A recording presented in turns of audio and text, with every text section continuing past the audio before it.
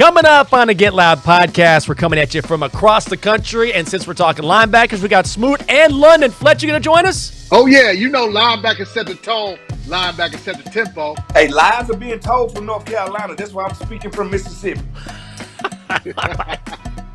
How you doing, everyone? It is the Get Loud podcast presented by SeatGeek, the official ticketing partner of the Washington Commanders. And as you can see, got a little 3-box going here. We're all over the country. I'm here in D.C. We got London. We got Smoot. First of all, welcome to the show, London, because normally it's me and Smoot. Where is everybody? Yeah, Fred, where are you? Hey, you guys, I'm going live from the motherland, Mississippi. The one thing about SeatGeek, you can get home ticket, you can get away game. I'm at a away game right now in Mississippi, enjoying this 100-degree heat. I'm back home, man. It feels great. London, what about you? I'm down in Charlotte, man. I'm in Charlotte, so hey, I guess I'm kind of it's kind of quasi away game for me. So I'm at my house in Charlotte. Well, that's right. And I'm glad to have you guys on the show. This is perfect, too, because we're going to focus on the linebackers as we get closer and closer to training camp. And the reason why I mention this is because ESPN NFL senior writer Mike Clay, he was ranking the linebacking crews for different teams throughout the league, and he says that Washington has the number 1 ranked linebacking unit in the National Football League. So this is a massive jump from last year when they were ranked as one of the worst. So wanted to go through each and every linebacker, at least the 4 guys are going to be primary part of that rotation, and see what you guys think and just talk about the different things they bring to the table. And of course, we have to start with the newest addition, a guy who's a future Hall of Famer in Bobby Wagner, London. When you watch him and you look at what he's done over the years, what does he bring to the table here in D.C.? Man, you talk about instant credibility and Jinx and Smoot. What a difference a year makes in terms of where our linebackers were ranked last year as probably one of the, as you mentioned, one of the worst in the league, and then this year number 1 by some people. You know, Bobby, future Hall of Famer, perennial Pro Bowler, perennial All-Pro. He still brings playmaking ability, even at 34 years old. He reminds me of myself when I made the transition to D.C. I was 32 years old when I signed with Washington. Just bringing him in there first and foremost for his leadership. He's a great leader. He's been on great defenses. He knows how to run the system that Dan Quinn wants to run. But also, it's one thing to be a leader. It's another thing to also be able to make plays. And he's still a high-level playmaker. Last year for Seattle, he was one of the guys. I remember when we played them up in Seattle, man, he was all over the field making a lot of plays, getting in our backfield. He's playing the pass very well. So he brings playmaking ability and also leadership. Yeah, London kind of hit it on the head. When London came into the locker room, he brought more than just a football player. He was El Capitan. He brought in a leader, somebody to set the tone, somebody to set the pace. And the one thing I love about Bobby Wagner, when I'm watching that Seattle film, they did a good job of anytime in the run game, they would funnel the run to him. Now, I don't know if that's what we're going to do here is funnel the run to him, but he's a guy that can get in that cover 3 or that cover 3 match. He's a guy that can take the middle away, but he also knows how to come down and play the screen and play the draw, so that he's going to make that hard. And he's one of those guys, he's what we call a force multiplier. That means he's going to make people around him better. It's not just about what he brings to the table on any given Sunday. He's going to get the best out of Jamin Davis. He's going to get the best out of Frankie Luvu. He's going to make sure the back end, the strong safety, the free safety, the corners know what they were about to do. And when it's time to check, he will be the ultimate communicator. So I think he's going to bring way more than just his physical presence. Everything around the spectrum he'll bring to this defense. Yeah, and I'm glad you mentioned about, making those other guys better. When you look at this system, a lot of new players, a lot of new starters in this defense. When you got a guy like Bobby who's played multiple years in this Dan Quinn system, he's going to be able to give the rest of the group, and not just the linebackers, the defensive linemen, and also on the back end, nuances of the defense to really allow them to play faster, to play better, and just, hey, he may be when you have those defensive players only meetings, and you're just kind of going through the film as a secondary, like we used to go to Smooth and linebacker secondary, and we're talking about, hey, how should we defend this on third down? How should we defend this route? How should we play this formation? Things like that. Because Bobby has so many years of experience and expertise in this system, he's going to be able to, answer the questions to any gray areas and make it black and white and simple so those guys can go out there and play with their hair on fire. And Smoot, you touched on this a little bit, but every young player has experienced this where someone comes into the locker room and there's immediate credibility, immediate leadership skills, and all the young guys across the board have said, oh, my God, when Bobby Wagner is here, like it changes the dynamic. Almost definitely changed the dynamic. I hate to toot London's horn, but it was similar to the way he came into our locker room. Yeah. And I can't say that it happened day one. You know, it's one of those things. It's a slow progression, kind of, OTAs, get everything moving. But we knew from the first day he set the huddle, he was there to kind of set the tone and set the pace. Plus, seeing somebody's work ethic, in and off the field. So that kind of sets the pace. But the standard is set. And it's very similar to this. All right. London did say, all right, me and Baba Wagner very similar. They were similar in age range. Mm-hmm. Think about it. Yep. When we had Greg Williams, London had already played Greg Williams' defense. So when we needed to know something, we didn't have to go to Greg. We just went to London. He said, well, this is how we played in Buffalo, but he played it a little different here. And he wants us to get here. He wants us to get here when we're doing goal coverage. A lot of us haven't heard of goal coverage. All right, but when he was here, we had a lot of questions that we didn't have to ask our defense coordinator. That makes it easy because who am I asking on the field? I'm going to be asking my middle linebacker what I need to do right now. Now, Frankie Luvu is a name. So I'm going to start with you here because every time I mention the name Frankie Luvu, I see a smile start to form on your face because of all the players that this team drafted, signed during the offseason. I feel like he's just sneaky underrated. Not if you really know the game, but, man, I feel like he comes in and makes an immediate difference. He's going to be all over the field. Hey, first of all, here's a good example of this. You remember we was out on the practice field, and Sean Springs was filling in for Logan. So Sean comes on the field, and we're just sitting there watching practice. And he's like, oh, my God. Who is number 4? Like, that just shows you how much he jumps off the screen at practice. Not just the energy, not just the intensity, not just knowing where to be. He looked the part. He plays the part. And I can't wait to see him, like Greg used to call it, being a part of some organized chaos. He like a rolling ball with knives sticking out of it. Like, I just can't wait to see him go downhill. I just can't wait to see him jump that end route by the tight end and pick the ball off. I just can't wait to see him set the standard. It's not only Bobby Wagner I'm excited about, but Frankie Luvu, I'm excited because I can see him just making sure Saquon Barkley is laid all down on that 30-yard line with his helmet. Philadelphia game because he's that type of player, Jinx.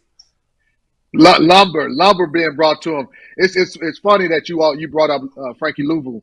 I ran into D'Angelo Hall about a week and a half ago out of all places at a barbershop. Smoot. I'm bald-headed. Wow. Hall is bald-headed. Hey, now we were both taking our sons to get haircuts. That's why. But D. Hall, he coaches down here in Carolina. He was on that staff that coached Frankie last year. And that's what he unsolicited. He said, Fletch, he asked me if I had got a chance to meet him yet. And I was like, no, I hadn't had a chance to meet him yet. And he said, Fletch, you're going to love him. You are absolutely going to love him. He is my type of player. He's our type of player. He's really sets the tone. You mentioned setting the tone. A great blitzer.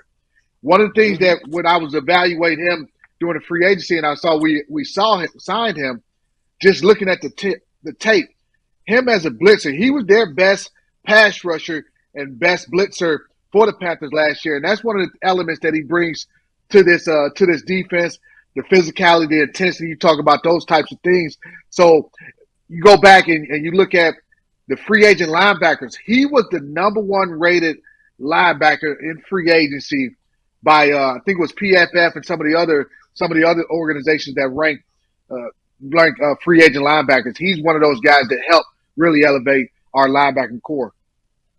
I hate to set the standard this high, but when I watch him run around, when I watch things happen out there, he's very Fred Warner-esque. I'm not saying he's Fred Warner. I'm saying he's very Fred Warner-esque. That's really high praise. So if you're comparing him, you put him in that stratosphere. I know what you're saying there, but, man, I think he's going to be one of those guys that surprises us on defense this season. What about a young guy? Jordan Magee out of Temple, And his story here will maybe be similar to the way it was in college. We had to work his way into the starting lineup.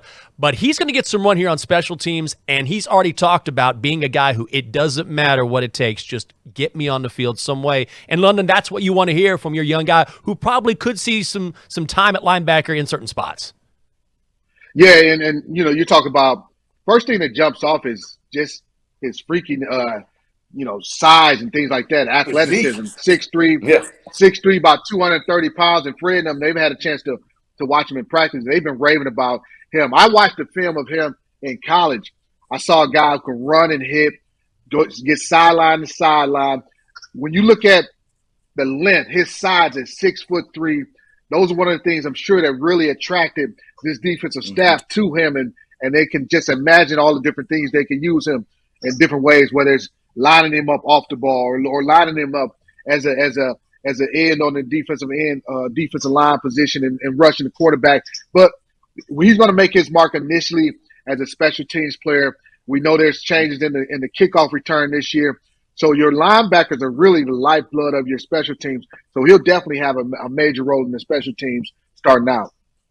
London, this guy is built, man, and I like the way he takes on challenges. I've seen the older linebacker kind of throw challenges out there with him because he got a lot of first-team reps and a lot of second-team reps. So I think he is that swing man to fill in for whoever. He can fill in for Luvu. He can fill in for Wagner in the middle. Like, he can rush off the edge like Jamin Davis. So he's very versatile in that way. But also, just like the rest of these guys, he was the captain of his team. He's a leader. He's trying to learn from leaders how to lead. So I think Jordan Magee, like you said, can be that special team ace. But also, during a year, it's going to be a lot of guys get injured for this game. He's the type of guy to fill in and make sure the defense don't take a step back. Smoot, you mentioned Jamin Davis, and a lot of eyes are on him this season for a couple reasons. A, it's time for him to step up, and then B, we know he's going to be used as maybe a pass rusher as opposed to that traditional linebacker role that we've seen in previous years. So what have you seen from him in practice thus far? Well, you know what? This is what I see, a smile on his face. Like, I think for the first time he feel like, hey, I'm going to be used right. The worst thing can happen to a grade A athlete is to come to a team and never be used correctly. Never, always be in the middle. Like, they always had him thinking too long or had him covering or doing something. Let this guy come off the edge. Jamin is bigger than you think. Jamin is stronger than you think. And he's most definitely faster than you think. So I think they're going to set Jamin up to it's Pro Bowl or bust. I'm sorry. I'm saying it. Like, if he's going to have 200 to 300 times the rest of passes this year, he's a guy that I think can accumulate double-digit sacks. I just think he has that ability because we probably rushed him last year maybe 9% of the time, and the guy still had, like, I think 4 or 5 sacks. So he can show you, I can get to the passer. So think about somebody that's one-track minded now. Somebody saying, all right, I want you to get to the passer, not sometime. I want you to get to the passer all the time. It changes the mentality of a linebacker. So I'm hoping his mentality changes. I'm also hoping his stat line changes. Yeah, when I think about Jamin, you mentioned this is fourth year. It's time for him to really unlock his full potential. When you look at, Jamin, another physical freak, freaky athletic, all the different intangibles that he has. And I think Jamin has kind of gotten kind of a raw deal in the sense of bad rep. They made him as a middle linebacker. He hadn't played middle linebacker during his time at Kentucky. Playing middle linebacker is a tough position because you're responsible for so many different people, getting their people lined up. And then you try to have him learn that as a rookie in the National Football League. I think Jamin has been better than most people give him credit for. There were some games last year where he made some outstanding plays. I think about some of the plays that he made in the Atlanta Falcons game whether it was in coverage or just being in the right place and right spot.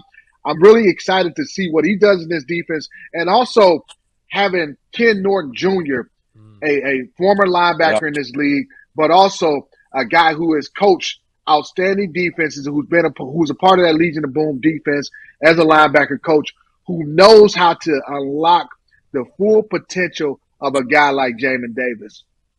Can you think Jamin Davis could be a version of Seattle's KJ Wright? Or you think that's more Frankie Luvu's lane, London? Well, just from a physical size standpoint, I think Frankie would probably be more suited to play that Luvu that KJ Wright type of role where, he's heavy-handed, he can get up, beat up tight ends a little bit more if they need him to, rush the passer, drop in the coverage, those type of things, blitz. I think you probably would love to see Jamin playing a lot more off the ball if you're playing like a true 4-3 defense, have him use his range and athleticism to run sideline to sideline. But I think it's something also they'll utilize him a little bit like Vander Esch. Leighton Vander Esch. Yeah. He's playing for the Cowboys. Who cares about his name? But anyway, how Leighton Vander Esch. I apologize to you, Leighton. But the way that they utilized Leighton last year, they would rush him as a off the end, but they also would play him off the ball in the inside as well. I can see them utilizing Jamin a lot like they utilize Leighton Vander Esch. So we're going to continue talking about linebackers. First, we're going to pay some bills, and I got some questions for you guys. Let's start with Recycle Track Systems, transforming the way that commercial businesses and communities manage waste and recycling. They combine the power of AI with premium customer service to optimize waste pickup schedules, ensuring timely and efficient collections to keep our neighborhoods cleaner. And what's moot? Greener. Got him. Visit RTS.com to learn more about how they can help your business manage waste more responsibly. Also, we're going to play some voicemails later on in the show, later on in the pod. So give us a call on the house phone, 703-726-7419, 703-726-7419. Leave us a voicemail on the rotary phone. So, since we're talking about linebackers, we have high expectations for this group. You can just tell by the way we're talking about it. Outsiders have high expectations. So, London, how do you measure that? Forget about, tangible numbers for a second. What do you want to see that at the end of the season would make you say, that's what I expected, what I wanted from this group? Well, you want to, obviously numbers make a difference in this game, but impact. I think how much are they impacting the way the defense is playing? Are you noticing them in the ball games? Or are you just talking about, hey, the defensive line, Deron Payne, Jonathan Allen, in the defensive line? Are you only talking about those guys, or are you talking about Bobby Wagner making plays and Frankie Luvu making plays and Jamin Davis making plays? Are they constantly being mentioned in the broadcast as making plays? And not necessarily, you don't always have to be making a tackle or making a sack, but are they affecting the way the offense is playing, and are they helping dictate to the offense? Well, yeah, you're saying, first of all, are they disruptive? One, are they dictating terms? Two, and Jinx, when we play Dallas, is it silver stripes on the helmet? When we play Philadelphia, is it green stripes coming down their helmet? When we play in New York, is it stripes of blue on their jersey, on their face mask? Are they swapping paint? That's the question. The one thing about it, as a corner, we like them chihuahuas that like to sit there and chirp and talk a lot of noise. But the linebackers are the enforcers. Are they enforcing their will upon the people that we're playing? That's what I want to see. I want to see running backs that don't want to see Frankie Luvu anymore. Not today. I want to see the same thing from Wagner. I want to see them enforce what it feels like to play the Commanders. Are they jumping off the tape? Jinx, if we're in a bar, we're watching Washington play whoever, we can't hear the sound, can't hear the commentating, but we're just seeing the game. Are they jumping off the screen to where they're just out there making so many plays to where, like Sean Springs had to say, who is number 4? Because you want to see just the intensity, the physicality, the paint being swapped, the lumber being laid. That's what you want to see, where you just say, man, that Washington Commanders defense and those linebackers, oh my goodness, watch out. In the mortal words of one Marcus Washington, they got to feel that right there. You understand? They got to feel that right there. Yes. So you want to see fast, you want to see physical, you want to see making an impact. When it comes to individual players of this group, which player is most interesting to you as far as this guy can show us a lot of progress this year in particular? I got 2 guys. I think Frankie Luvu gonna come and fit in. All right, most definitely fit in, but he gonna also take it up a notch because he wants respect in the league. Like he might have just got paid, but people still don't respect Frankie Luvu like they respect Bobby Wagner. All right, Yeah. and two, Jamin Davis. I don't know if I'm pulling for him because I feel like it's just been such a up and down raw deal that he's gotten. But I feel like he's such a great athlete, and I feel like nobody has said, you know what? Let's ask you to do a singular thing. Let's stop asking you to do multiple things. Let's ask you to do a singular thing and see how fast can you do that. And that's rushing the passer. I'm going out on a limb right here, London. You know I have no problem doing it right now. But I'm going to say right now that Jamin Davis will be a Pro Bowl linebacker at the end of this year. I just feel like it is because I feel like a lot of stuff that got taken off his shoulders and put on Wagner's shoulders. So now he can be that guy that just go play free, just like Marcus Washington did. He that type guy that can just go and chase the ball. I see a Pro Bowl coming for Jamin Davis. I love it. I love to hear you say that.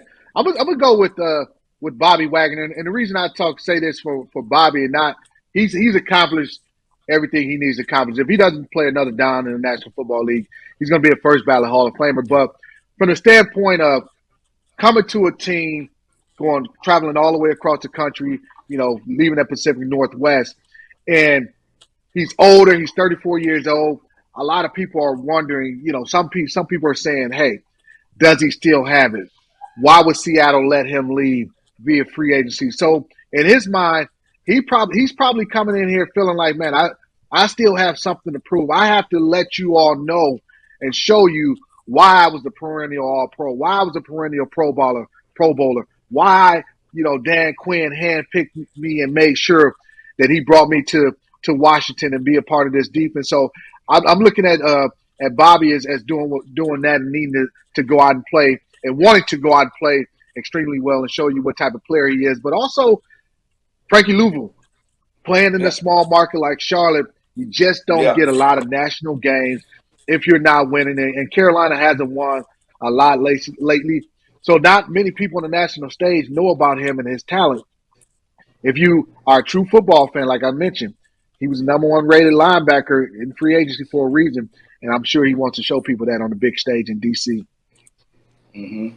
Well, you mentioned guys with something to prove. Now we're going to move into a game of Commanders take it or leave it. So I'm going to mention a topic. You tell me if you're taking it or leaving it. Let's start with a guy who has something to prove. Jaden Daniels, number 2 overall pick, quarterback for this team. Take it or leave it. Jaden Daniels will win Rookie of the Year, London. Wow. Yeah. I'm taking it. I'm taking it. You know what? I'm taking it just because, first of all, I love his makeup, his mental makeup, the way he carries himself. He's a highly accomplished, number 2 overall pick, Heisman Trophy winner. But when I met him, we interviewed him, Fred, just how he came, and he was very humble, but he's also confident. He's willing to put in the work. And it's going to be a quarterback-friendly system for him. He has a lot of playmakers. This Cliff Kingsbury offense is going to allow him to really shine and showcase his talents as a thrower, but also as a runner.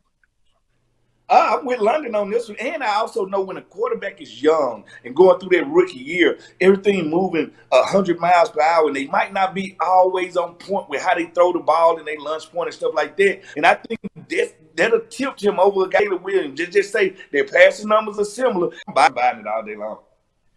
So Fred, your grandmama's Wi-Fi froze on you. Still on that dial-up.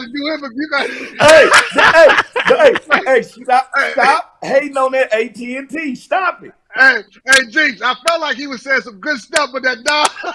And then I heard that. Hey, don't y'all do Mississippi like that, fellas. Don't y'all do that, man. Okay, we got you back now, Smooth. We got you back now. So, yeah. Want to go back to the defense for a second. I got to thought these numbers before I ask you this question because this will put it in perspective. So, last year, the Commanders allowed 59 touchdowns, worst in the NFL. The best defense, touchdown-wise, was the Niners at 31. So, take it or leave it, the Commanders' defense this season will allow fewer than 40 touchdowns. I'm going to start with London so that Fred can make sure everybody's off the phone and he doesn't get cut off. Listen, I love the number 59, but I don't like it when it's that many touchdowns allowed as a defense. And so I'm going to say I'm taking it that we'll allow less than than 40 touchdowns, Yeah. 40 pass TDs this year. When you think about Joe Witt Jr., the new defensive coordinator, he's always had top flight pass defenses. So there's no way they're going to allow over 40 touchdown passes. I'm going under. I'm taking it. All right, Smoot. It's hit or miss right now, man. We're going to see if we can get you in or not. I know you went under because I know one thing I wanted to ask you and London about together is when you heard the number 59 before we went on, like both of you couldn't even imagine, which is a credit to the defenses you played on, but both of you were like, 59? I never have I experienced anything like that. Right, London? Now, when Fred left before Mike Shanahan came in, and before we were top 10 defense those 3 or 4 years we were together before Shanahan, and that year after that transition from a 4-3 to a 3-4, it was pretty rough to say the least. But I still don't think we gave up 59. We gave up a lot of points, but I just don't think it was 59 touchdowns, man. So I'm gonna say that I don't think I was a part of that type of defense. No, that was atrocious. We wasn't. Like, we just wasn't. Like, we wasn't going to give up 50-0. Like, no, they just – I know the guys on this defense. But can you imagine how Greg Williams would have been – Smooth, can you imagine how Greg Williams would have been if we were giving up that many touchdowns? Hey, London, we would have never practiced because, we ran before every practice on how many touchdowns we gave up. We wouldn't have been able to practice. So here's another one for you. All right. Washington will be over 500 this season. Take it or leave it. Smoot, we got you back. Ready to go. What do you think? Take it, baby. On the Mississippi, I tell you that. Take it. Let's think positive. I think we're going to be better on defense. I think we're going to be better on offense. I think we're going to be better coached. I think we're going to be better on special teams. I think the Dogs will be a lot more hungrier. London, what do you think? I'm gonna go with I'm taking it. And the reason being, you look at this team, 2 years ago they were 8-1. Last year they digressed. So there's a lot of talent on this football team. I feel like they've upgraded at all the right positions, obviously starting at the quarterback.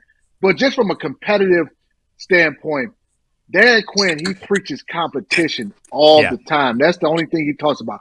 Competition. They will be an extremely a more competitive football team, and they will win a lot of close ball games. So I'm taking that they will be an over 500 team. I don't think it's far-fetched for them to win 9 ball games, at least 10 ball games. I'm taking it. Yeah. Okay, so let me ask you this. Fred's still efforting his internet. We'll see how that works out. It could be hit or miss here. But making the playoffs, take it. I know it's easy in the offseason to get really excited about this team, and there's no shame in just showing progress and not making the playoffs, but take it or leave it. Will Washington make the playoffs? Take it. And we had a show on Command Center where we kind of predicted how many wins they would have, and I think we had got up to about 11 wins, 10 or 11 wins. You get 10 or 11 wins, you should make the playoff just based on the schedule and how things are going to be. I feel like they're going to be extremely competitive. They're going to take the football away offensively. With Jamin Davis at the helm, they're going to be a lot more explosive offense.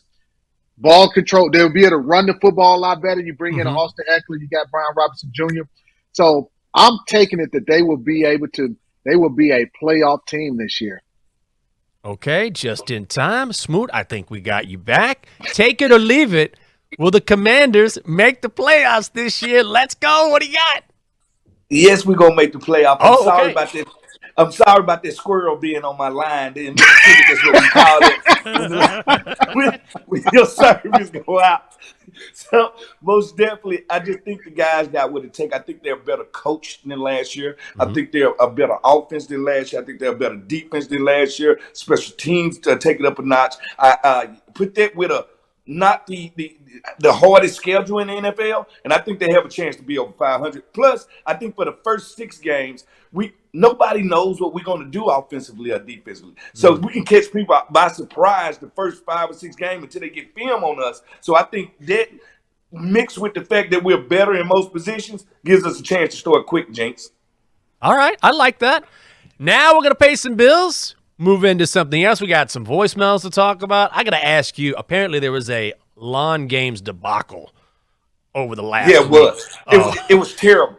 It was terrible. Before we get to that, producer Anna is here. Nobody works harder than Anna does the glue, I would say. All right. I'm coming for Fred's job. I'm reading the ads for him just because the Wi-Fi is a little spotty. So I'm taking over for a moment.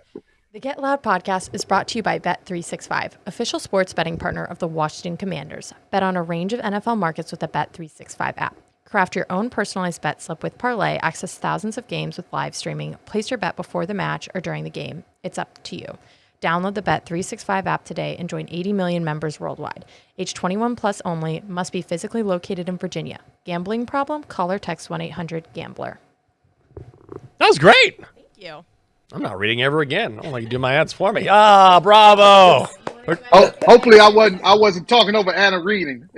Of course you were. I think you're on a roll. Keep it going. MWAA. We don't travel to escape life. We travel so life doesn't escape us. We dream of a place anywhere in the world, and in the blink of an eye, we're there. That's the wonder of flight. All you have to decide is where to. Dulles International Airport. Let your imagination soar. Book your adventure today at flydulles.com/nonstop. Bravo. I think you impressed yourself there. One take wonder. One take wonder is right.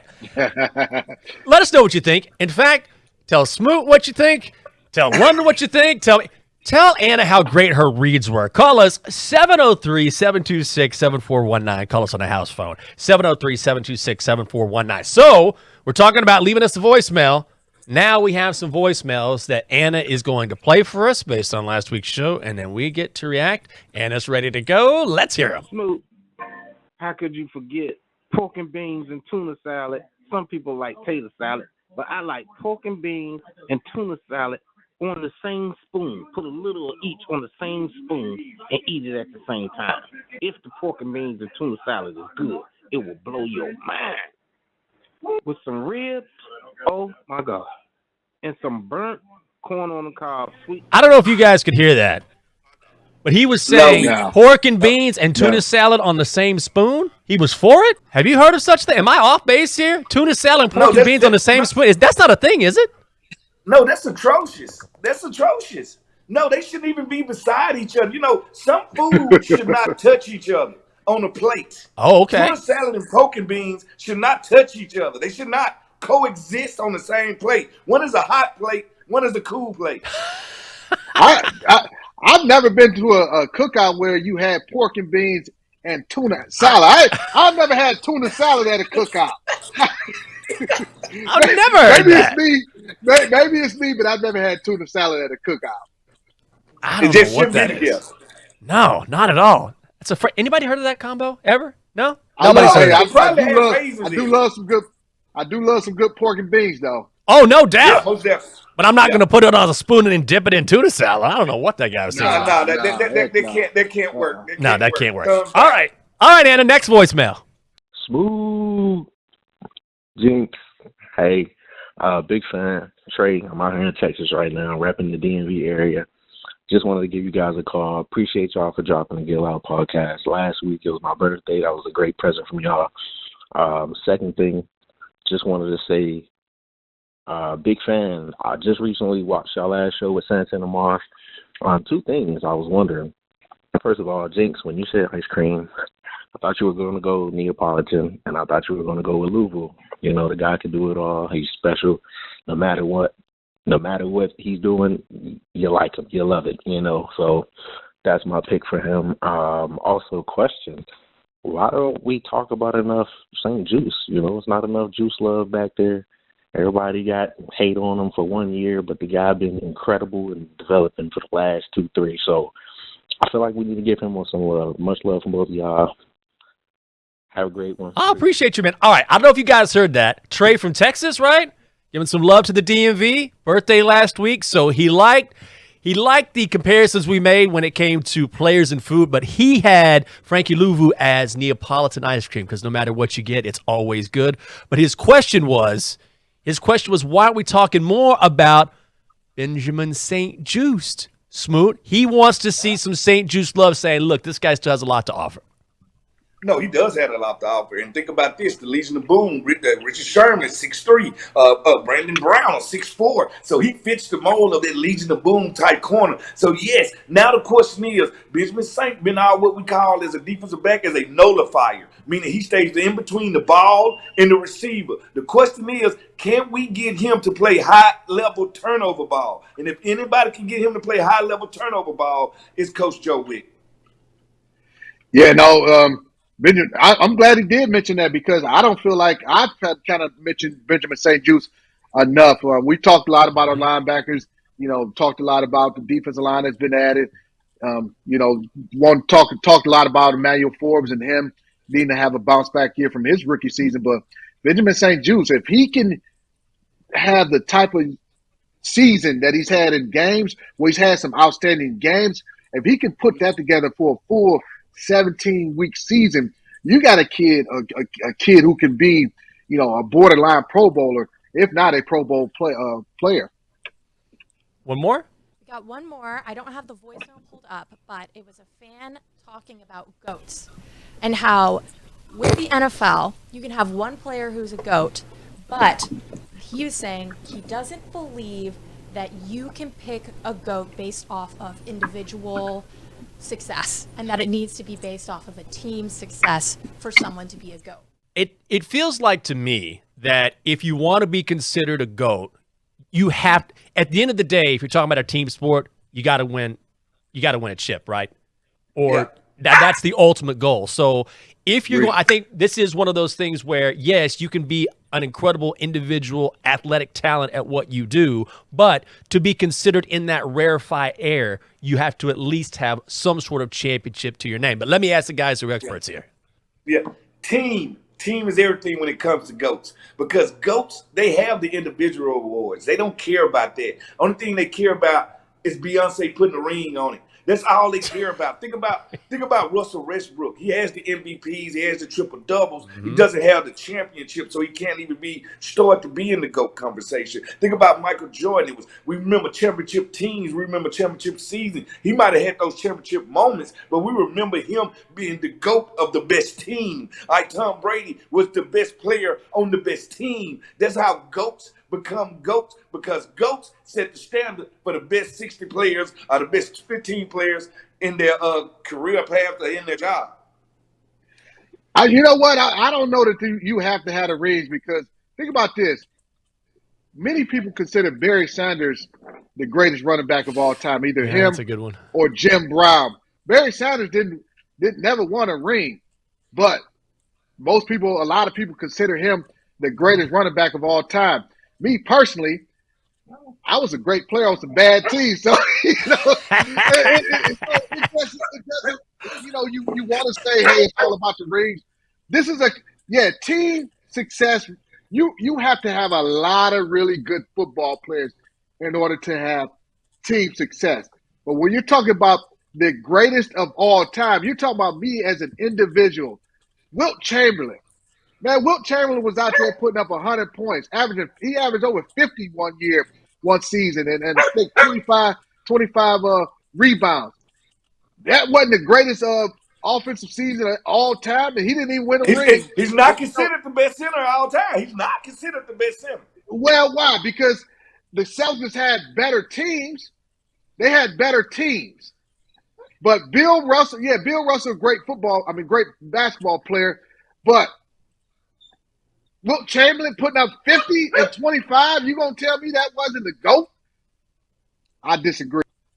No, I'm just saying it wasn't the GOAT because Wilt Chamberlain didn't have all the championships. See, that's what we go back to. Like, that go the ultimate separator from good to great. And yes, you are right. Barry Sanders most people consider him the best running back talent of all time. But when they want to say running back GOAT, of course, Cowboy fans want to throw Emmett in there. The Bills fans will throw Thurman Thomas in there. So it's Tiki Barber get through in there by the Giants. So it depends on what lens you're looking out of. But when I look at it, I say Walter Payton. Because Walter Payton, to me, was the reason, besides their defense, that the 85 Bears won that championship. So to each his own when you go hunt. And also, doesn't this have a lot to do? This is where I think nuance has a lot to do with conversations like this. Doesn't this also depend on the sport and the position that you play? Because if you're a quarterback, you have a lot more control as to what's going on. Yeah.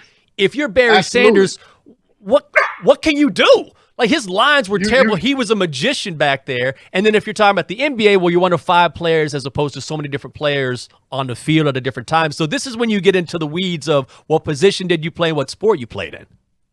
And the whole how many rings did you win debate, I don't think that should be the great denominator of who's the greatest of all time. So Robert Horry, I'm just using basketball as an example. Yeah.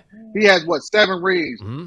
Is he a better basketball player than LeBron James, who has 4 rings and things like that? And so the championship ring, that's a great team accomplishment. And in certain sports, you mentioned the quarterback position.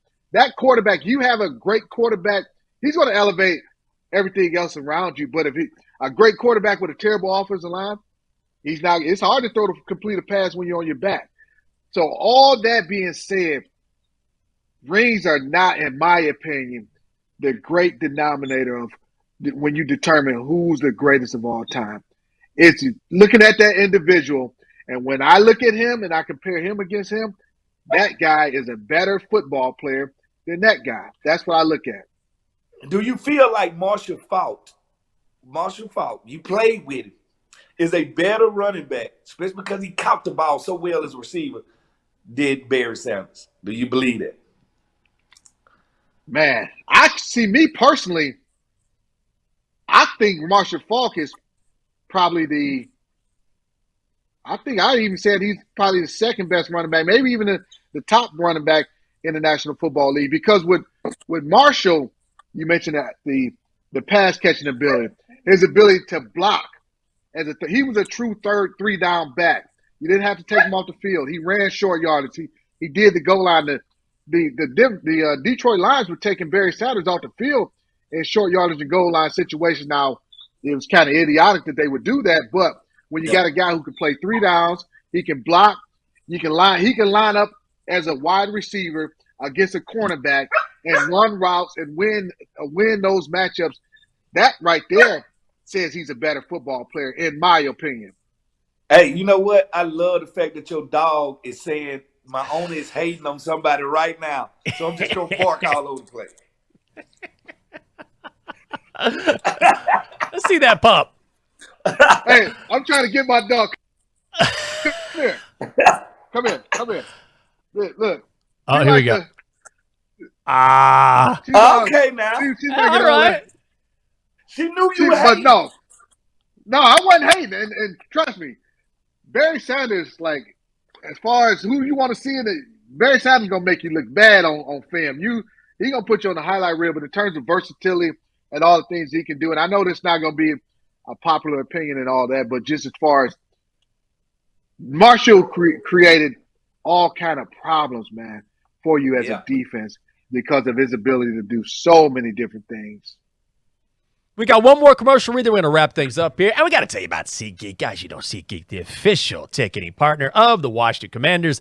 The deal is finalized. They are the newest member of the family. If you haven't heard the name yet, get used to it. You will hear it throughout the season, and rightfully so. Whether you're buying or selling tickets to Commanders games, any other live event in the DMV, maybe down there in Mississippi where Smoot is at right now, SeatGeek is the place to do it. The new official ticketing partner of the Washington Commanders, so Commanders fans can fan. Okay. One more reminder, call us on the phone lines, 703-726-7419. Leave us a voicemail. Let us know what you think.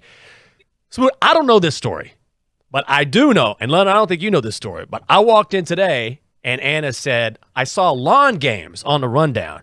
And I said, what is this? She goes, oh, my God. It was a disaster. So apparently you and Anna took on, Santana and Maddie? Yeah. It was a disaster. What happened? Disaster. First of all, I haven't played a lawn game in forever, and Fred's like, "I'm great at this. We're gonna crush it. I play these.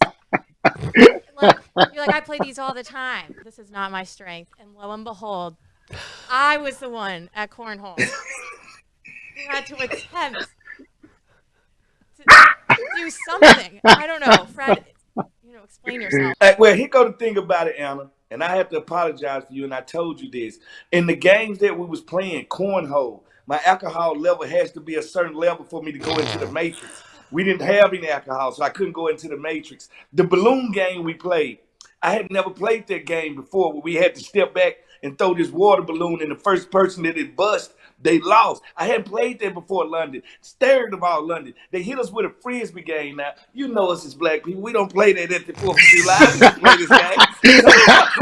So therefore, London, I was no good in the game. And you know, Santana just jumping around there. Maddie giving them certain pointers. They working together. You know, Anna went to Colorado. They didn't play that in Buffalo town. So at the end of the day, we lost, but we lost together. It wasn't enough outdoor. It wasn't the right outdoor games for Anna, is what you're saying. No, it wasn't. And it wasn't for Fred either. I guess. Y'all should have been playing with a guy like Fred being country. Y'all should have been playing something like horseshoes, pin the pig's tail, or something like that. You know, no, we should have been playing horseshoes. Yeah, right. Could have been good at horseshoes. Tell me what part of the pig this meat is. Stuff like that. You know, something like that. If it was trivia, we all know Fred would win. Exactly. There we go.